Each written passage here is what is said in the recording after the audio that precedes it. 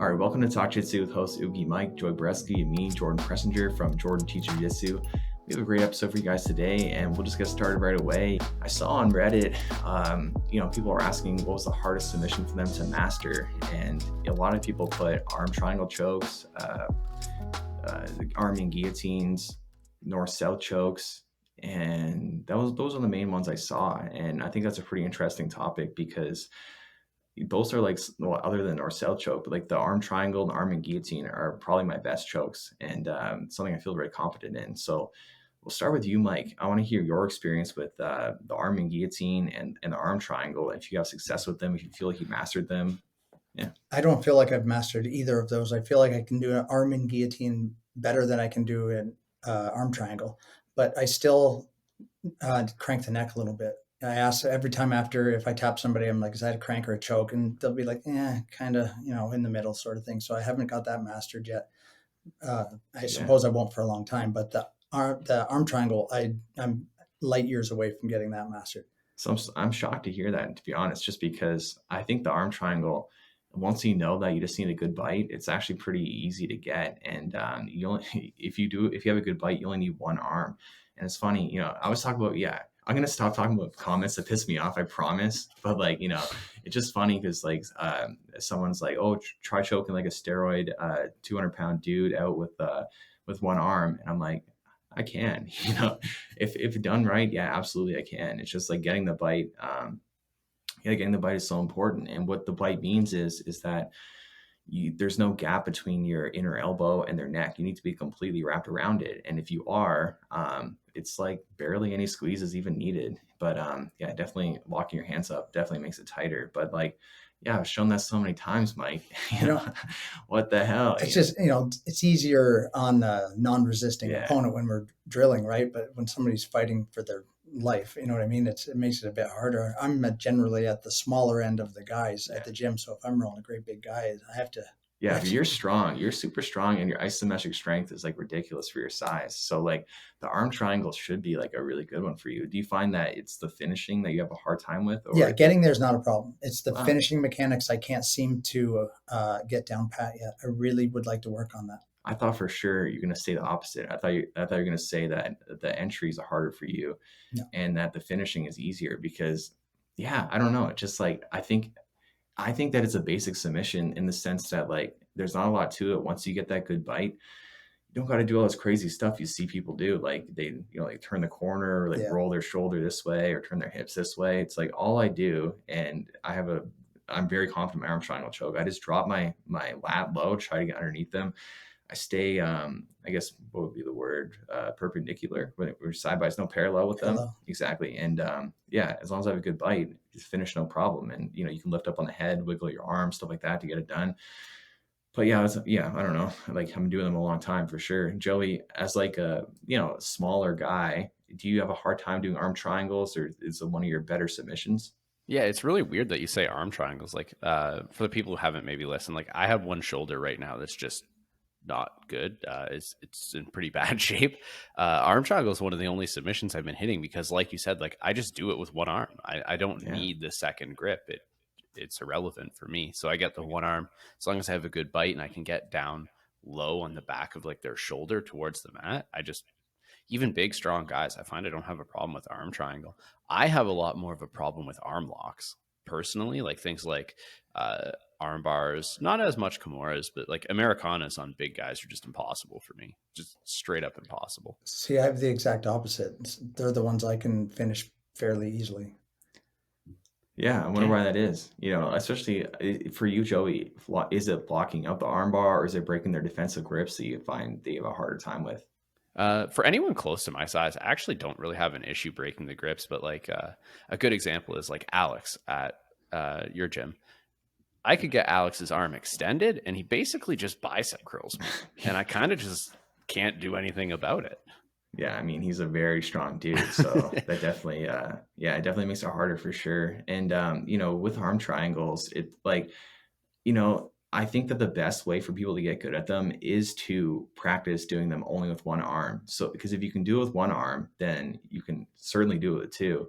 So like you should pick weaker opponents and do just one arm on them. And then you're going to learn like the feel of it. And because you'll need to feel like the finesse of it to do it properly. And again, doing it with one arm is what I recommend to everyone. Because, you know, Kieran asked me, how's my arm triangle so good? Because he was saying like he never gets arm triangle because he has all these defenses that work well against others. And, you know, he said he tried everything that he had and nothing worked. But it's not because I have any magic or because I'm stronger, like, because he's strong too. So like, it's just because the bite, that's all I focus on, getting a good bite. And I won't squeeze until I have a good bite, which I think people, that's where they go wrong. Is like, they get the arm underneath the neck and they're like, or over the neck, I guess. And then they just start squeezing. I got it now. But it's like, no, like just wait, just get in the perfect position and then squeeze, and you'll have to put barely any squeeze on. If you don't have it perfect, you got to squeeze hard. I think that's my problem, is from the time I get it, I'm starting to squeeze. Yeah. And then by the time I'm in the proper exact position, my arms are starting to burn out. Yeah, exactly. I think that's probably what it is for sure. You just like, I've been talking a lot in classes and even YouTube channel a little bit about like patience, you know. It's like that drill we did last night, that was perfect. Yeah. From the dope mount. Oh yeah. That was perfect for patience. Yeah. Exactly. So what we did was, like, I showed dope mount, and then I got people to drill it where they start in like a deep dope mount. And what dope mount is when you're, I guess the way to describe it is you have one knee between theirs and both their knees are pointing away from you. And then you enter into mount one knee at a time. And I showed it as a technique. Everyone tried it without resistance. And then I got everyone to try it with resistance, starting from that deep dope mount. But then like I saw some like, you know, issues people were having. Like people were getting, the main issue was that people were getting too hasty. They wanted to get to mount. But it's even though I told them beforehand, be patient. So what I did was I got them to switch partners because for one reason is that like people always go way more gentle with their first partner because it's like their friend or whatever, right? But if they pick a new partner, they always go way harder. So like that was one thing that really helped. But I also brought everyone back in and explained to them, so you got to be patient here. Like if you're not patient and your opponent is, then they have a huge advantage over you. They're going to be able to regard as you try to enter to dope mount. But if you're patient and they're not, well, you have a huge advantage over them because as they try to escape, they don't want to be in that position. Well, that's your time to finish a dope mount. And they can't go anywhere if you just hold that position. So there's no point of rushing. You know, it's a pressure pass. And yeah, same thing with arm triangles. You got to just be patient to get the perfect arm positioning and then put a little squeeze on. Yeah, no, that was a perfect example of being patient and you'll get what you want. It was great last night. One thing I'm going to do too, I'm not going to reveal it completely, but just because I got to stop giving up my like ideas on the podcast. And then like, you know, then I worry, oh, someone's going to hear, they're going to do it for themselves. But I have a really good idea on how to teach chokes where it'll be very clear to people. And specifically Darce chokes. I think people be able to see it so clearly, the mechanics of it. So yeah, I'm not going to spoil it now, but like it's going to cost me a little bit of money to do. But like I know that when I do it, people are going to have their minds blown, you know, especially like vertical. I think on YouTube they will, but like verticals, which means like Instagram Reels, TikToks, and YouTube Shorts. I think they're really going to go viral there. And I just love blowing people's minds. That's like my main objective always. I just want to, I don't know. That's just honestly, just like, I just like people like see something really cool that I made. Like I made this, you know, yeah, that's how I feel. Well, when you were talking to me about it, I won't say what it is. I was like, yeah, I've never seen that. I've never seen that before. Exactly. So we'll fill you in on it, Joey, later. But yeah, I always talk too much in the podcast. Like I'm too honest sometimes, and then it kind of bites me in the butt.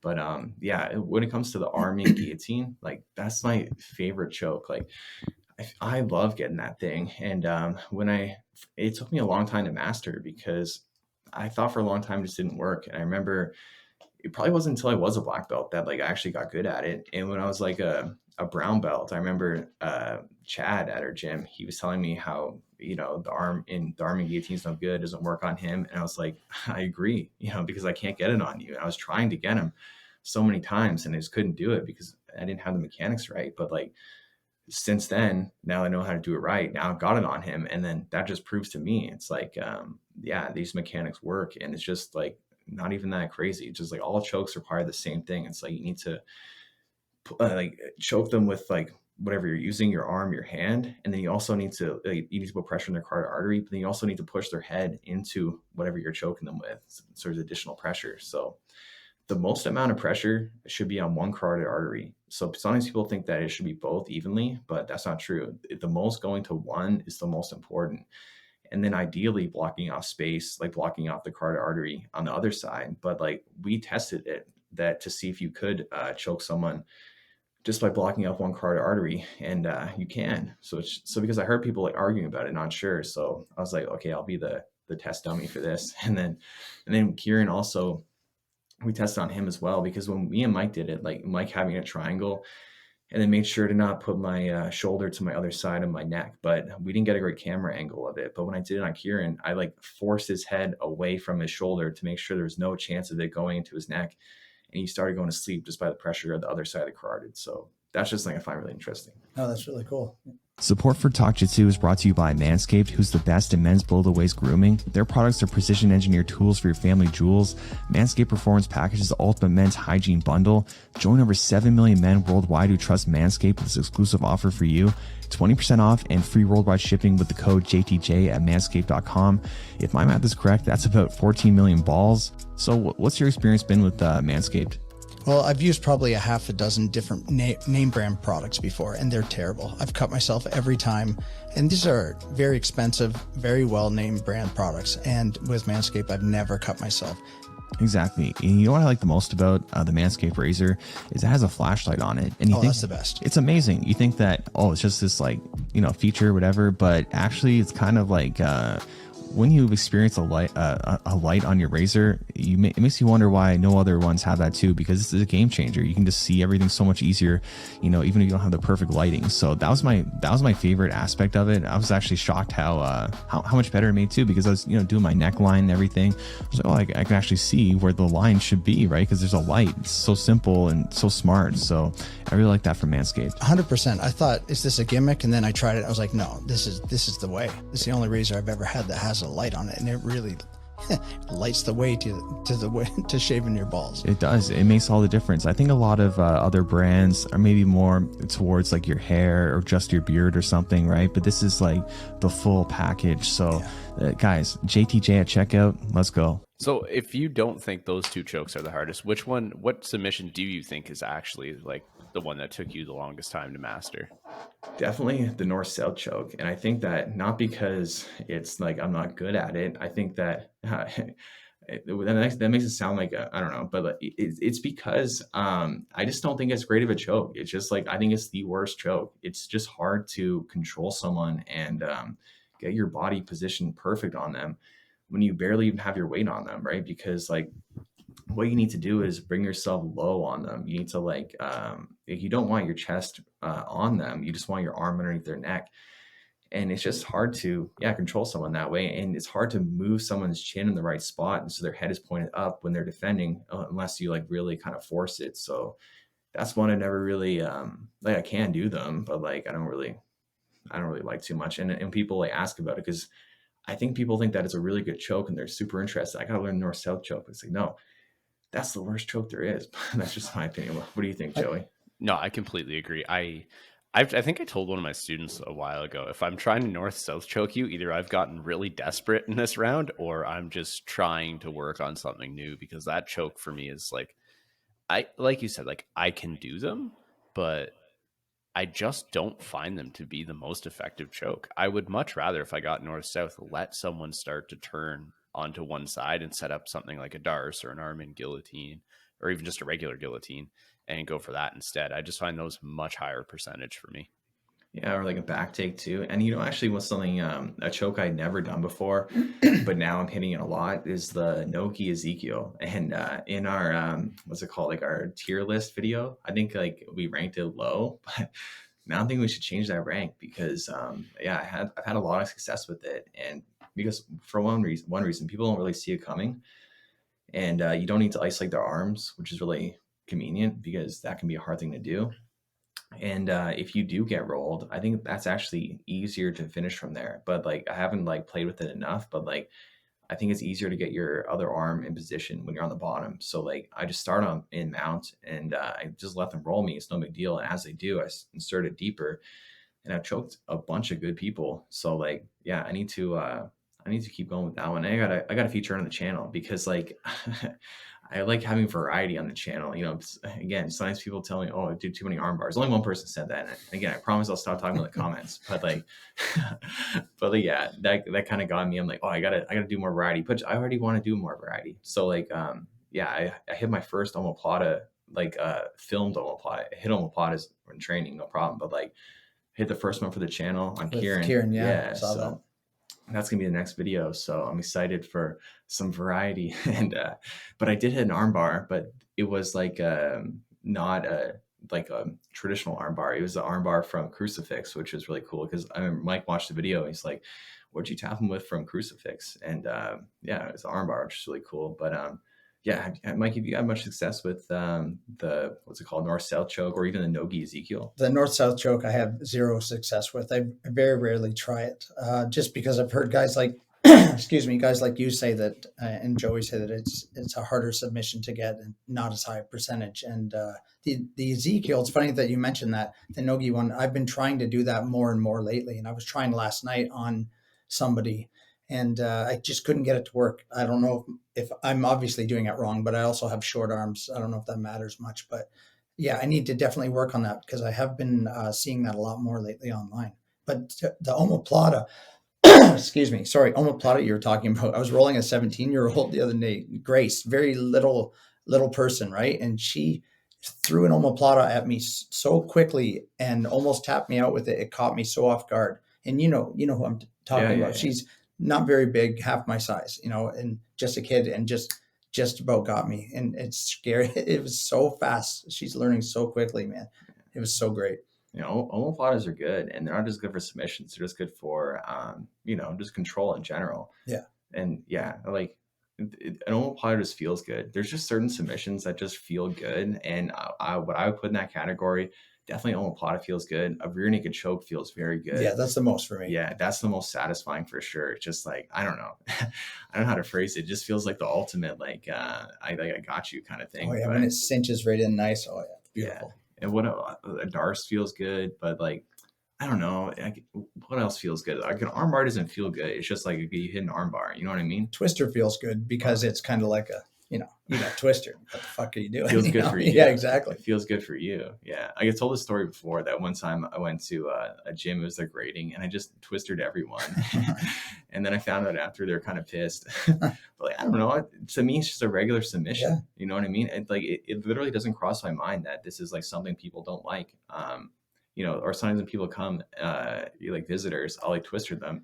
And they're like, oh, this is the first time I've ever been twisted. And they kind of like, I don't know. I don't think they're mad or anything, but I can tell a little bit they don't like it. But I'm like, it's just a submission. You know what I mean? It's just, I don't know. Exact same, similar story. People have come from other gyms and I've rolled them and used, say, I'm a blue belt. So ones that I couldn't use as a blue belt in a tournament, I've used moves that only black belts can use. And when I submit them, the look on their face is like, what the fuck just happened? Like they have never seen that before. And why is that? Like, we're just grappling. We're not having a tournament in the gym with refs and all this stuff. Like we're grappling. So like, I don't like that mentality, but I also am guilty of it. When I was a blue belt, it's like someone would attack my, like a heel hook, and I would just be like, you know what I mean?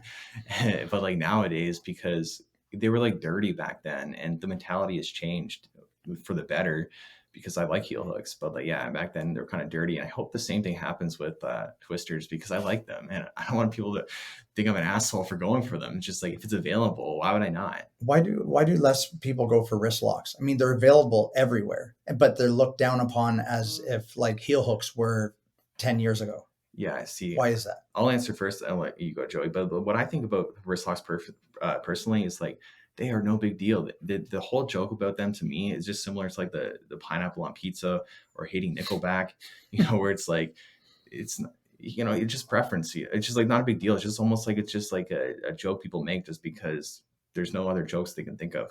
See what I mean? I don't know. But like, I think they're just a great submission. And if someone wrist locks me, I don't think, oh, you asshole or anything. That's, oh, you got me good. And Joey is like a very good wrist locker, and he just wrist locked the shit. No, he wrist locked the shit out of someone in a tournament. I still have the video of it. Actually, I found it in my Google Drive. Oh, yeah, maybe I can get Phaedra to post it like while we're talking about it right now. Yeah, exactly. Because that was a dirty wrist lock. That was beautiful. Is that the one where you broke the guy's wrist? Yeah, I think he broke. Yeah. So I feel bad, at the same time we shouldn't be like gloating about it, but at the same time, he could have tapped earlier, but like, it's just, that's the risk you run when you do a tournament. And yeah, Joey, let us know about your wrist locks. You're the wrist lock master. Yeah, I love a good wrist lock. I think a lot of the reason people hate them is because they're really easy to do, and if you don't see it coming, they can come on really fast, and there's not a lot you can do about it. Like, if your wrist gets caught and someone starts putting that pressure, you don't really have a ton of time or ways out. It's just kind of you have to tap right away. And I think the stigma is just because like they do come on really quick. And I think some people who do them probably put them on a little too hard. I think I've been guilty of that in the past. And like, a lot of people work with their hands, and, messing up people's hands might not be the nicest thing to do. Yeah, definitely. If you put them on too hard, it's like, yeah, that sucks. But if you do put on slow, I think that it's on them to tap for sure, so yeah. Yeah, that's why I don't like them. Well, it's not that I don't like them. That's why they bother me. They go on so fast, and I have bad wrists. I have to tape my wrists every class. So sometimes I end up wrist locking myself just by accident.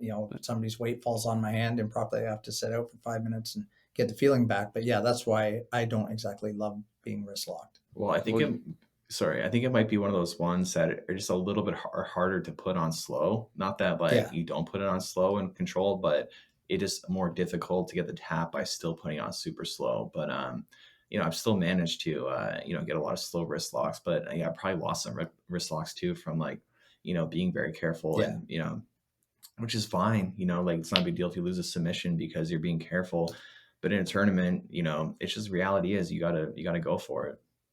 Mm-hmm. Yeah, and like Mike, you and I even had a deal when we would roll where I wouldn't wrist lock you on purpose because I knew like you have bad wrists, and like to me, like a tap doesn't mean that much. My partner's like, hey, I have bad wrists. Like that's not the guy I'm gonna be like, oh, cool, free wrist locks all night. Like no, just protect your partners, take care of them. Like if you're a good training partner, like if your partner says like I've got a bad shoulder, don't come over that shoulder on him. Don't go for that. Just respect your partner, respect their hands and the fact that most people need their hands, and you'll probably be fine. You can wrist lock without having everyone hate you.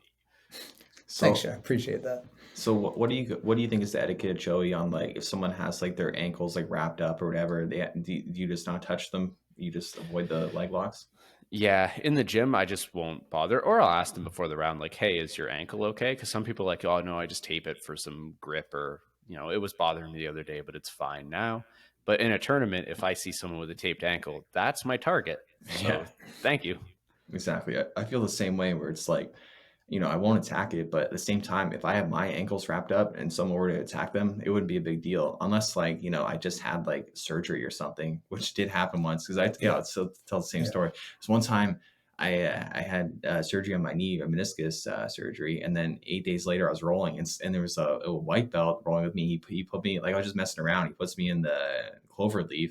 And I'm like, shit, now I got to tap because like, I do not want to risk my knee. I just had surgery, but, yeah, I don't think the Cloverleaf is like that, that powerful, but that's just my own opinion. What the Cloverleaf is, it's just like, man, I can't even describe it. Joe, can you describe that? It's kind of like it's very strange. It's almost like a heel hook type submission, but where your ankles are crossed. It's crossed like your fingers. I always imagine it like that ankle lock people do to you from the back if you cross your ankles. It's kind of like that, but done with your arms from like usually like a 50-50 style position. Yeah. What does it actually submit? Because I think it's like more just pain on your shins, but like I'm not sure. I remember at the time, like I just felt pain there, but I was like, I need to just be safe rather than sorry and not like just mess up my knee more. So I could be wrong, but I think it's a pain submission, just forcing your bones to be smashed together, Yeah, I don't think there's any chance of anything like breaking or anything. Yeah, I think it's just pain. Yeah. And what do you guys think of, just pain submissions in general? Like, do you think they're fair game or like? Yeah. Excuse me. Yeah, I think anything's fair game. Even wrist locks, like you were saying, I don't love them. Most people don't do it on me because, like I said, I wrap my wrist. But anything's fair game. If you can toe hold me and I'm a blue belt, I don't care. You can heel hook me, go for it. I wear a brace on my knee, but I've been heel hooked on that knee many times. I say go for it. I'll tap. I'll just tap quick. Yeah, exactly. Like one thing I've been doing lately, and I don't want this is maybe sounding a dick, but I've been doing some neck cranks. So like not where I'm like have a guillotine and not doing perfect technique and neck cranking them, but no, like specific neck cranks. So like one actual good one is when you have the body triangle from the back and then you basically just like a twister type of grip on them and just a neck crank. But it's fine, you know what I mean? Because they can tap. That's the way I think of it, at least. I'm not like cranking it or anything. It's just going slow. And it's like, do you want to tap? They do because they're smart training partners, not going to hurt themselves. As long as it's slow and controlled, I can't see why any submission would be bad. And yeah, pain, tapping to pain, there's nothing wrong with that. You're not a pussy if you tap to pain. It fucking hurts. You're going to tap, man. Yeah, pain sucks, know. It's just, especially like in the neck crank situation, it could be more than a pain. It could like really mess up your neck. But like, because again, it's slow and controlled. I think that when you do these type of submissions that have like more risk or more pain or whatever, you do need to go slow and controlled. But I could see why someone might be like, oh, it's not nice or whatever. But like, they can just tap. Like the body triangle, for example, is mostly just pain, but it can definitely break ribs and hurt ribs. But like, you can just tap. So like, I don't see why it's off limits. Yeah, either do I. Your body's telling you this hurts. We need to get out of here. Something is going to get damaged. That's why we feel pain. And so tap, just get out of there. Swallow your ego a little bit and fight to live, or live to fight another day. I want more submissions, not less. Exactly. I don't want it to be limited. I want it to be like limitless. Limitless. Wow. I think it depends on the partner too. Like you have to know your audience. Yeah. Like a fun little story. So on our opening day, we had some people who was like their first jiu-jitsu class ever. And one of the guys who has been training with me for a little while now, he's a good blue belt. He decided he would, in this person's very first ever role, he would Boston Crab the guy. So that guy's definitely never coming back. But and like as a counter, like I Boston Crabbed a blue belt last night just because I thought it was funny, and there's no way I'm letting a blue belt have more Boston Crabs in my gym than me. I'm just not going to let that happen. That's fair. But they were like, oh, okay. Like you have to know your audience. On someone's first day, probably not the person to spine lock or neck crank or try and tap with pain. Maybe treat them a little more gently, but once someone's a little more experienced and they're going to stick around in jiu-jitsu, then you can start to do those kinds of things. Yeah, 100%. But at the same time, I have like wrist. I know like twisted some like trial guys, just because like, I can do it controlled. You know what I mean? But like, yeah, I definitely certain submissions like the Boston Crab for sure because it's almost like embarrassing to almost.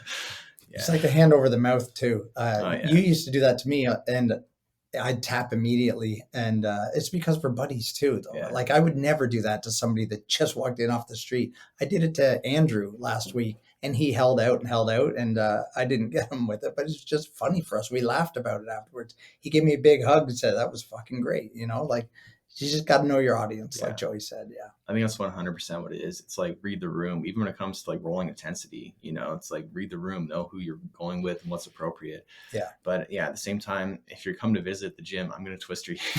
Anyone listening, for sure, I'm going to twister you. But I won't neck crank you. Like I only neck crank people that are like, my friends or people that I know aren't going to like try to hold out forever and hurt themselves. And if they were to hold out, I would just like go. I'm not cranking it. Just like it's like a slow, just a slow submission. Yeah, it's on both the people. Like you let go before they hurt themselves. You're helping to save them. We've all done that with heel hooks when somebody spun the wrong way or they're about to. We just let go. We've got to keep our partners safe. Yeah, 100% for sure. Actually, Joey, because the podcast we did where we talked about the Henry Gracie he had to do with it, but I mean like the paralyzed student situation. Yeah. Do you still, now that you've seen the video, do you still share the same opinion as before, or has your mind changed at all? I still have a pretty similar opinion. I guess people didn't hear it. I have calmed down a little bit in my just absolute hatred towards Henry Gracie. I still think he's a scumbag, and I'm willing to put that on record. Gracie's and selling out for money just seems to be like this thing that family likes to do for the most part. There are exceptions, but yeah, they seem to like their money, and they'll say whatever it takes to get it. That's fine. But yeah, I think like the actual injury itself, I don't think the instructor did the technique perfectly or optimally. I don't think it was like super egregiously wrong. I just think it wasn't optimal. I think it is a little bit of a case of like bad timing, a bad mix of things going on. The only problem I have with blaming the instructor is the word negligence. I don't think he was negligent. I think he probably picked a bad move to do at the wrong time with maybe not the best controls, but I don't know if that classifies to me as negligent. I mean, if he knew better, then it would. That's the thing, because I feel like he should know better, because I would never do that like athletic of a movement to like force someone's head to roll and also give them the space to be able to turn their head. You know, you got to force their head in the right direction. So yeah, you know, finally me and Joey kind of disagree on something, you know, because yeah, for me, I don't want to sound like I'm blaming the guy, because I also feel really bad for the situation he's in, but I also feel like I would never do that. And I feel like he's an instructor too, who's been training a long time, and he should have that same mentality of like knowing how to force someone's, you know, head to roll in the right direction, you know, because I'm not going to stop doing that back take. I do it all the time, but like, I never fear that I'm going to hurt them ever, because I'm only going to do it if their head's forced in the right direction. Yeah, there's many times I've lost a submission, a potential submission, because I wasn't in the proper position first. I'm not just going to jump and hope for the best. I think he kind of jumped and hoped for the best, and it ended up worst case scenario. Yeah. It did not look like it was done properly, but at the same time, I don't know if that sets a really bad precedent for schools. Like there's going to be a lot of lawsuits coming out now, you know? Yeah, a little scary for gym owners for sure. Yeah, this episode is brought to you by Minimal Snacks. Let's try it out. Yeah. So Minimal Snacks, it's like a beef jerky company, basically, and it's just a good source of protein. And I know you've tried it already, and so have I. It's great. It's good for a keto diet if you're on a low carb diet as well. It's very moist. It's not like your regular beef jerky where it takes you 6 years to chew through it. And anybody that listens to this podcast know that most of my teeth are fake. It's hard to even chew any meat. This is great. Yeah, that's the best part for sure. It's actually moist. It's actually easy to chew. Because like you said, some beef jerky is just like a jaw workout. Yeah, it's terrible. I don't want to work on my jaw when I'm eating beef jerky. How would you describe the taste? Oh, man. A little bit sweet, salty. It's nice. It's not too heavy salt. It's not too sweet. It's perfect. I'm not just saying this because they sponsor us. Like, I would buy this and eat it every day. I love this. I ate 3 packages the other day. And there's only very few ingredients. It's just beef, red wine vinegar, shiitake extract, and salt. So the less ingredients, the better, especially when there's no chemicals involved. So go to minimalsnacks.com and enter Talk-Jitsu20 to get your discount on some of the best stuff I've ever had. I guess to shift the conversation to, a really good role model and instructor would be Lachlan Giles. He got like a donation for like $100,000, and then he's donating it to athletes in Australia. I don't know. I don't have the best amount of details. Like, Mike, can you tell us about it? The little I know about it is that you have to be in Australia, from Australia, and teach in Australia or compete in Australia for at least 8 months of the year. And you have to have been like on the world stage, either, trials for ADCC or world champ or some like pan champ, something like that. Some major title. You have to either won or come very close. Yeah. So he's just basically like, oh, and you can't fail any PED tests. That's another rule of his. You have to piss clean. Oh, good. Yeah. So like I don't know who donated the money, and I don't know if they donated with that intention of him using it for that, or if they just donated it to him and then he felt that was the best use of that money. Do you guys know? From what I read, it just said that he was donated. The money was donated to him. It didn't explain anything with it. Do you know any more, Joey? I've heard that he was given it to basically like use for the jiu-jitsu community, however he saw fit, but I could be wrong. Okay. Yeah. That's really cool though. And man, like that's what I want to do one day is like, make like not necessarily someone donate to me, but be able to use like, success to be able to do stuff like that for Canadians too, because that's a pretty wicked the thing to happen for them. Because I know as a blue belt, when I was a blue belt and like a purple belt, I was competing all the time. Like I was like heavily into competing, and that would have been really nice to be able to afford to go do things like that, because I couldn't go to any like international tournaments or anything like that because I didn't really have the money to do it. Like I was just me and Nikki and Audrey, our daughter. So like I only was able to do it the regional tournaments, and I did well against the regional people that went and did like international tournaments, and they did really well there. So yeah, it would have been nice. So that's a really cool thing that he's doing for them. Imagine you're a struggling grappler, you want to make it, and you have to dedicate 8 hours of your day. So you can't have a full job and you're juggling your bills, and somebody hands you 10 grand. That's like such relief. That could help you for months. Yeah, well, that's what like Andrew Wiltsey was doing for a while. I don't know if he's still doing it, but he had his gym rat program, and which is a cool name for it. And yeah, I know one guy, he was giving $4,000 a month to train full time. Yeah, and I think it's US dollars too. He like basically told the guy he can quit his job. He's gonna give him the money to compete and train.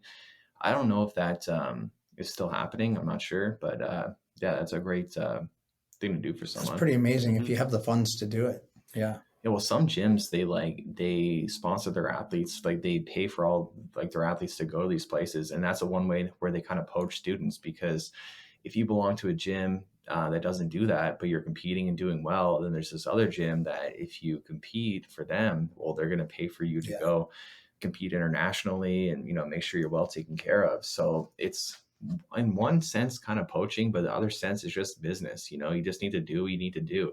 Like, how could you ever fault someone for jumping ship to be able to support their dreams? Because I know like there was one gym in Toronto, back in the day when I was a blue belt, I don't know, like 2014 or so, 2015 maybe, where there were so many good competitors from there, and then they all jumped ship to another gym in Toronto because they were offering all these incentives to do it. And like, some people might view them as like a traitor or something like that, but it's like, you got to do what you got to do. You got to look out. You got to look out for yourself. That's most important. You can't like make other people money and stuff like that, and then you starve and be poor. Like jiu-jitsu is not a, lucrative sport to compete in. Yeah, and there's only such a big window in your life where you can compete, right? You can't compete at the highest level, like say ADCC past 45 or even 40 and expect to win gold. Has there ever been anybody over 40 that's won at major competition that's not in the Masters? You know what I mean? So it's such a small window in your life to train and get good. And so you got to do what's good for you, even though we think of our gym as, a lot of us think of it as like family, but sometimes you have to jump ship and you have to do what's right for you and your family. Yeah, 100%. And sometimes like, like the benefits of like the family environment of the gym isn't, comparable to be able to make a living from jiu-jitsu, So like, yeah, absolutely. You need to do what you need to do. And Joey, he opened his gym in Edmonton, and super exciting because it's our first ever Limitless affiliate, and who better than Joey to run it? So, Joey has grand opening, and let's hear how that went and your experience being a gym owner. Yeah, it went great. Actually, the grand opening was a pretty big success. We had about 30-ish, 32 people show up for the grand opening, which was more than I had expected. Yeah, everything went really well. We've now had our first week of classes. I don't know when this is going to air, but we'll have had a little more than that, and it's going good. It's been a pretty steady turnout of like 10 to 12 people per class, which for a first week is pretty good, I think. That's really good. I mean, because I'll just interject, when I opened my gym, there was classes where we had no people, where it showed up and like no one else showed up, and it was like super depressing. So yeah, that's great. That's amazing. Yeah, I think our smallest class so far has been 9 people, which was, not bad. I'm pretty happy with it. Everything's going well. It's really heartwarming how many people we had show up to the opening who were like, I'm a big fan of the podcast. Maybe they trained at, like, a couple guys trained at different gyms, but like, I just wanted to come out for the opening just to support because I'm such a big fan. And I don't know, it was really heartwarming. So that's cool. The whole experience was really cool. Yeah, that is really nice, because even if people aren't going to, switch or whatever, not that you'd expect that, it's just nice that people from other gyms coming and visit, because, it is such a community, and that's the way we have to treat it. Like I've actually had an experience like lately. There's been some people joining from other gyms that, it sucks for their gyms, but like what am I going to do? You know, if they want to train, I'm not going to say no. So like, you know, but prior to that, and just in general, anyone who ever wants to come train, there's never any like, you know, like we're never trying to incentivize anyone ever to like jump ship or anything. We should just all train together. And yeah, I saw you train at some different open mats too at Edmonton. And yeah, how's that? It's been good. Yeah, it's been fun to kind of like move around and train at different places. I guess the last episode we recorded with me, the audio didn't work. So Yeah, a couple super things. frustrating. Yeah. Super frustrating. Because also when me and Mike did one when you couldn't make it, that it also didn't work. So we had 2 in a row. It didn't work. And you know, I'm trying to be so much more consistent with doing the podcast. So like that was like when I saw that the audio didn't work for me and Mike, I just felt so defeated. I'm like, God damn it, I don't even want to do this anymore. I'm just so pissed. But yeah. Yeah, so like I guess I talked about it last time, but it didn't work. There was a gym just outside Edmonton. The guy who runs it was a big fan of the podcast. Before our gym opened, he actually brought me out to like teach a class there and bring some of the guys who were going to start my gym with me out to roll with his guys. So that was a lot of fun. Yeah, it's really just been a really good time, like meeting people from the jiu-jitsu community here and getting to know everyone and training at different places. Like you and I are in a similar boat where we kind of know a lot of the people in Ontario. We've been to most of the gyms in the vicinity of us, and it's just cool to have like a new scene, a new group of people to get to beat and roll with. Yeah, totally. And you know, like how many members like do you have? Like, you don't mind sharing just because, you know, you just started. Like I had none. So it's like cool to, you know, see where you start off at. I'd have to check the exact number because we are in like a taekwondo gym. Like our room is a room in there. They actually have someone who does like all the admin work, who like does the intake and that. So I have access to the system to see how many people have like signed up and paid, but I think it's close to 20. Wow, that's really good. Yeah, Give or that's take great. a few. Yeah. Yeah, man, my first person ever signed up was Patrina, which is really cool. She's also an instructor now at the gym, and she records the YouTube videos, and she's got the steadiest hand, and she knows exactly where to go for every single perfect angle. So, yeah, she was the first student when she was like 14 years old. Now she's like 21 21, or yeah. something like that. Yeah, exactly. So, Yeah. man, it's crazy. So hopefully yours, you know, your first students become long-term students. I'm sure they will. It's a really cool thing, like knowing people for so long and seeing like what they go through in their lives and their jiu-jitsu journey as well. So, and yeah, we also got some good news from Mike. Mike has a girlfriend now, Yes. so that's super exciting. And you know, one thing I think is really cool, why I want to mention this too, is because she's like super supportive of Mike doing jiu-jitsu, where sometimes that's not quite the case. So yeah, Mike, how do you feel about your new girlfriend? I love it. She's amazing. From day one, she said, I want to come and watch you do jujitsu. And I said, oh, you might be bored, you know, just sitting there. She goes, I want to see why you love what you love. And I support anything that you do. And she's been to 3 or 4 classes, and she brought her daughter with her, one of her daughters. And actually tonight, her daughter and her daughter's boyfriend is going to try out a class, and Nice. which is fantastic. So I just, I can't be happier than I am right now. I haven't had, I haven't been able to wipe the smile off my face for the last, you know, couple of weeks. It's just been fantastic. She's incredibly supportive, very kind, and beautiful woman. Yeah, she's great. Well, your guys' first date was at the gym too, right? She came to just Yes. watch a class, which was really cool. Yeah, we met at a grocery store, and then I gave her my phone number, and she got a hold of me, and then she came to a class here, and we met, and yeah, it all started at Limitless, you know. Yeah. Making dreams come true. Exactly. Joey, has Paige always been really supportive of your jiu-jitsu? And because I know she trains jiu-jitsu now, but like in the beginning, was it ever like an issue with like time commitments or anything like that?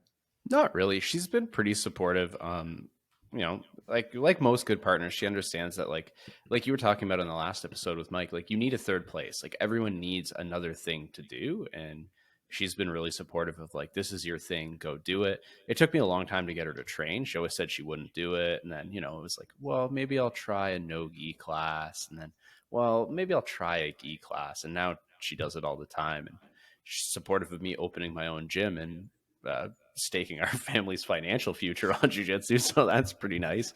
But no, I think like, I mean, most good partners understand that it means a lot to you, and like jiu-jitsu has so many benefits for us, like Mike, mentally and physically, that to try and tell someone they shouldn't do that or not be supportive of it, that's usually not the mark of a good partner.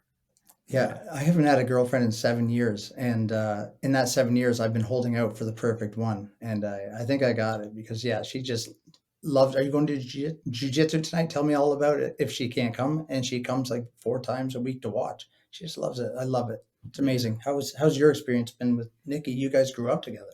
Yeah, so I always like sharing this because I think it's really cool too. But me and Nikki have been together since I was 12 years old. Nikki was 13, and so we always have had each other's backs, and it's never been like, jiu-jitsu was like never an issue. But like, I started jiu-jitsu like basically like right before we had our daughter, and then like it's hard to have a newborn, so like it was like sometimes where it was like hard to train as much as I wanted, but Nikki really encouraged me, was okay with me doing like extra sessions and whatnot, and like and it was hard for her, and because I would add like, because I did 3 days a week of jiu-jitsu, then I added some wrestling like once a week, and then I would try to go open mat any chance I could get, and it was almost like a sacrifice for her, but at the same time, it's like, look, it's paid off so much. So like, that's what we always remind each other of, is like, look how many like sacrifices and hard things we went through.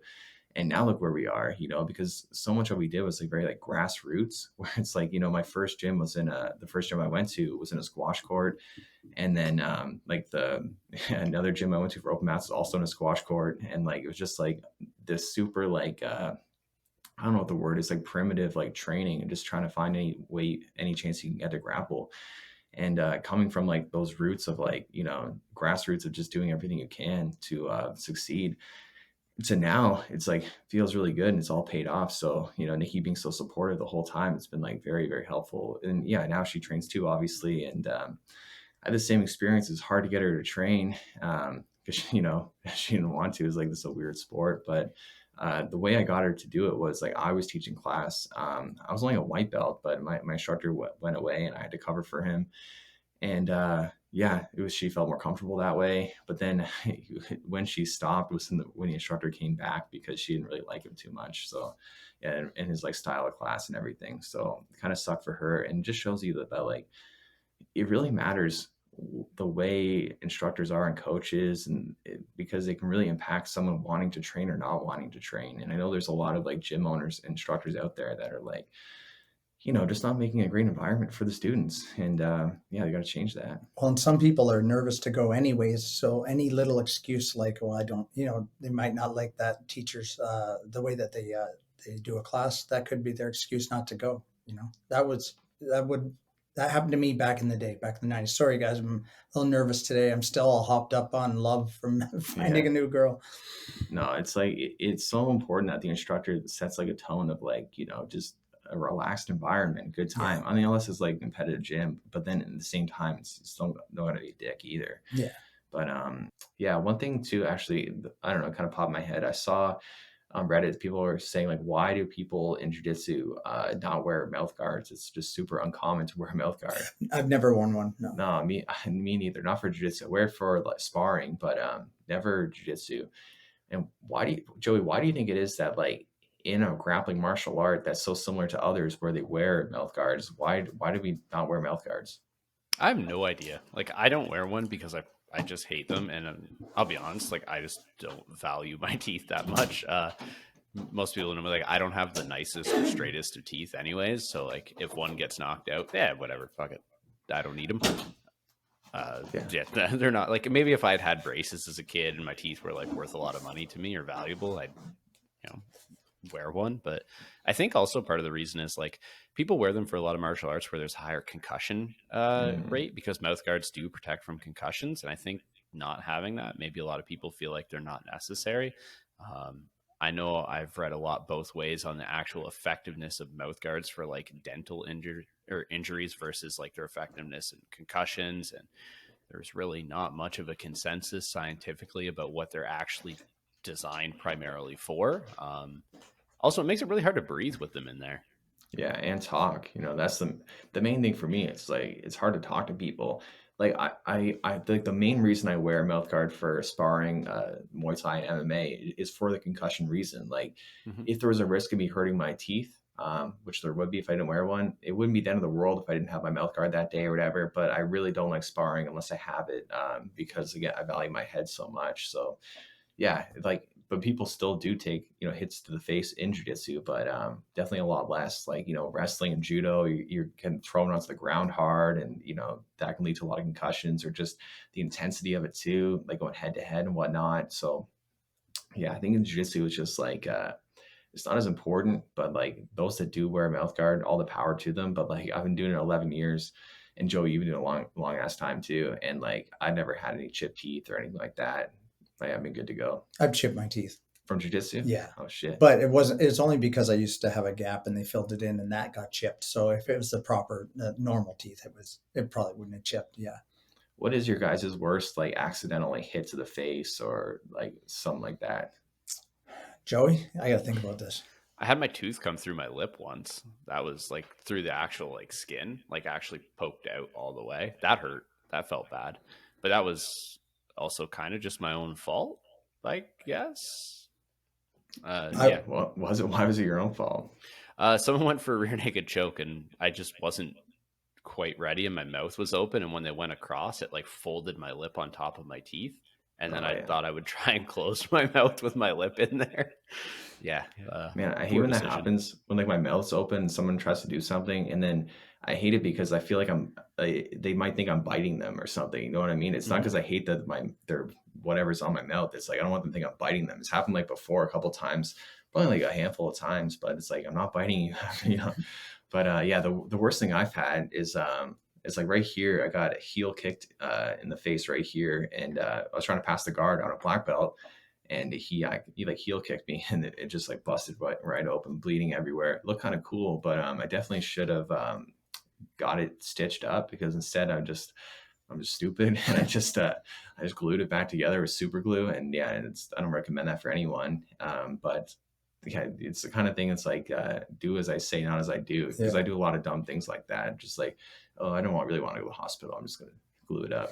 I was trying to pass the guard on a white belt, and when I was like a 4-stripe white belt, he was fairly new, and I got kicked straight in the nose, and I was blowing blood out of my nose for the next 2 weeks. So that's about the worst. It really sucked. Yeah.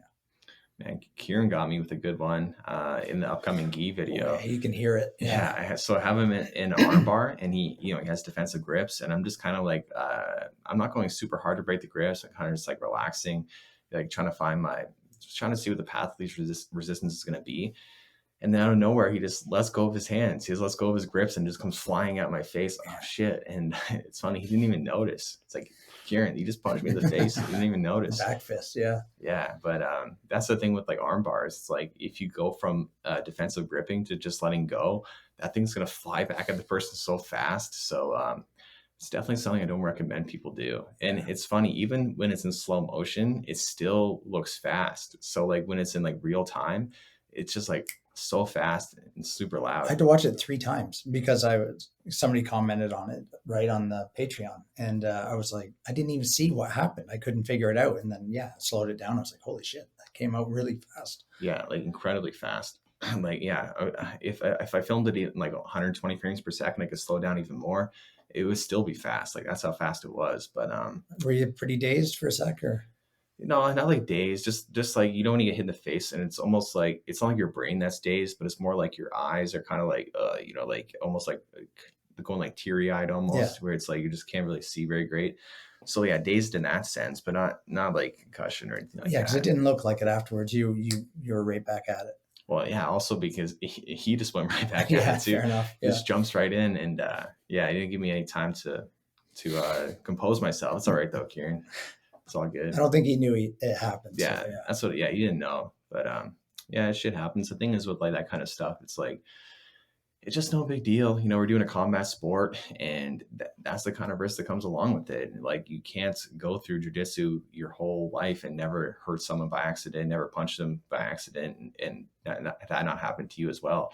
I remember I had an instructor before that if you would accidentally hit him in the face, he would go apeshit crazy and try to kill you. Really? And yeah, one of my friends, Miles, he had that experience. Like, he's really good. And he was telling me one time he accidentally got him in the face, and Miles is a careful grappler. Like, he obviously didn't do it on purpose. And like, I think he said something to him, like, you do that again, I'm going to break your arm or something like that. And like, bro, Yeah. calm down, you know? And yeah, I just say, yeah, I'm not naming who it is or anything like that. So it's all good.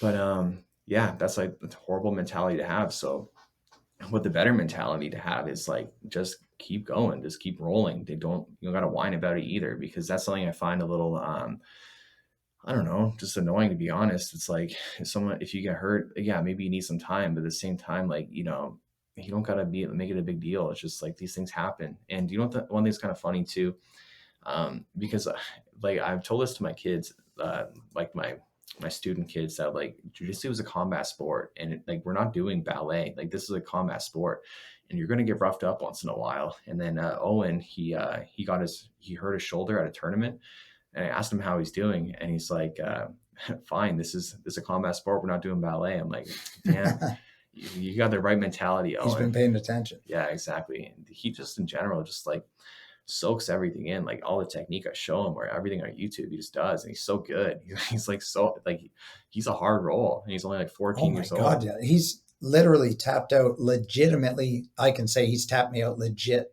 more than one time, and I won't name names, but other blue belts that are very good, better than me, and tapped them out too. Yeah, exactly. It's really cool, you know, like, because I know like in a year or two, or even longer, like the older he gets, the bigger he gets, and the more he trains, like he's just going to be better and better of a training partner for me. So I'm really excited about that. And yeah, but not that he's not now, just like, you know, the bigger you are, the better. And one thing's really cool too, like Audrey, she's like getting pretty, like she's getting older really quickly. So soon we'll be able to start like grappling for real more so, because she's only she's almost 10. Like she turns 10 like in a couple of weeks, but she already weighs 125 pounds. So like she's bigger than some of the girls or some of the ladies at the gym, but she's just like you know, she's not like overweight or anything. She's just like a big girl. Like she just, yeah. So very strong legs. I remember hearing her kick the bag, and I was like, who just came in? Like I thought an adult came in and started kicking the bag, and I looked over, there's this little kid kicking the bag, and holy shit, it was so whap. Yeah, it was crazy. She's got huge legs. Where she gets that from? Yeah, exactly, right. Yeah, all my kids have huge legs, so you know, you're welcome to them. You know, I gave that to them, but like, yeah, she loves that compliment too. If you like tell her, oh, your legs are huge, she just loves that. So do I, though. To be honest, I love when people tell me I have like tree trunk legs or whatever. But yeah, I don't hear that ever. No, never. Hey. No, but yeah, it'd be good for like, you know, Nikki especially be able to roll with Audrey like even easier than me, like pretty soon. And yeah, I'm trying to get her to do like to roll in some adult classes or spar with us with the adults, but she's just too scared. But hopefully that changes. Yeah. But like some people do ask me like, how do you get like your kids involved in jiu-jitsu? And I think the best way is just to like, this might sound harsh, but it's not. It's like, it's just don't really give them a choice. Like not so much where like you're forcing them to do it, but you just make it like where it's just part of the routine. You're just going to jiu-jitsu, right? And if they don't feel like going, sometimes it's no big deal. But like, I think if you ask them like every time, like, do you want to go? It's like almost like sometimes they can say no as like a power move almost, I think, at least. So it's more like, you know, we're going to go do this together. You know, let's get ready. It's like, yeah, again, not forcing them or anything, but just making part of the routine. So I think that's the best way to approach it, because we've never forced Audrey to train. And, but at the same time, we don't like ask her, you know, do you want to come to jiu-jitsu tonight? No, it's like, okay, we're getting ready for jiu-jitsu. But again, if she was too tired, which she has many times, she's like, I'm really tired from school. Is it okay if I stay home? Absolutely. But yeah, I think it's important to make part of the routine. I agree 100%. My daughter wishes now that I made her go to jiu-jitsu. She says now I'd be a black belt right now, because she's 23 years old right now, almost 24. And her mother wouldn't let me take her to jiu-jitsu because it was too dangerous, she said. And then she'd go to jazz dance and, you know, tear her ankles up or bust a knee up or something like that. But yeah, she said she really wished she started when she was a kid, because she'd be a black belt now. But she said maybe in a few months she'd think about doing a class, and that would really make me happy if I could, you know, have my daughter come to class. It'd be amazing. Yeah, because we have a couple people here that have, you know, their daughters or their sons do class with them, and yeah, it's going to be a really awesome experience, because it's an awesome experience for me to get to teach Audrey. And now, now my one son, he started jiu-jitsu. My other one's not quite ready, just because he has like just like me, he's got like some ADHD, and he's having a harder time just kind of focusing in class. But like, yeah, it's the other one. That's the like Rory. He's more attentive and more like just more ready for it. So he's only 4. He just turned 4, and the class starts at 6. But we, like he gets like favorite. I don't know what's the word, like special privileges. Yeah. Right? He gets to start early, but yeah, he's really liking it a lot, and I'm really looking forward to when Theo starts too. But he tried some classes, but he just needs like too much like one-on-one, where it takes away like assistant instructors away from like other people, and just they have to focus on him the whole time. So it's no big deal. He'll be ready soon. Like, just takes time. No rush. They're still only 4 years old. Yeah, that's still. I was going to ask you, like, what did they start at 4? Or were they 3 when they started, or? Yeah, well, Audrey was 3 because we had a 3 to 5 year old class. But like, I think that girls are smarter when they're younger, at least, and it's easier for them to do stuff like that, where like boys are just way more rowdy and way more like just in their speech too. I think that girls develop quicker than boys, because Audrey was talking so well at such a young age, and and the boys talk well, but like Audrey talked better than they did earlier. So all right. Thanks for sticking around to the end of the video. Hope you guys had a good listen to our podcast. And if you're still here, please leave a comment or fist bump. We always appreciate, viewer engagement. And we'll see you guys next time.